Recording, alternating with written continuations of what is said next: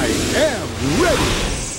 GMA Weather, serbisyong totoo ng GMA News. Mga kapuso, bukas na posibleng pumasok ng Philippine Area of Responsibility yung low pressure area o LPA na ating binabantayan. Namata nito ng pag-asa sa layong 985 kilometers dyan sa may silangan ng Hinatuan, Surigao del Sur. At sa wind map ng Metro Weather, mataas ang tsansa na lumakas pa at maging isang ganap na bagyo ang LPA na ito habang nasa loob ng PAR. Posible rin itong maapektuhan ang Visayas at Mindanao sa mga susunod na araw.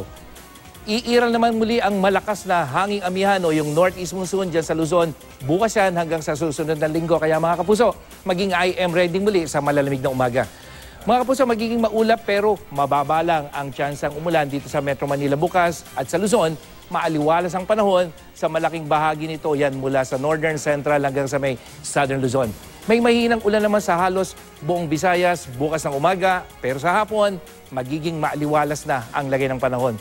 Sa Mindanao, umaga pa lamang may ulan na sa mga rehiyon ng Caraga, Davao at Zamboanga Peninsula at sa hapon, halos buong Mindanao na ang uulanin at may malalakas na thunderstorm dyan sa ARMM at Socsagen.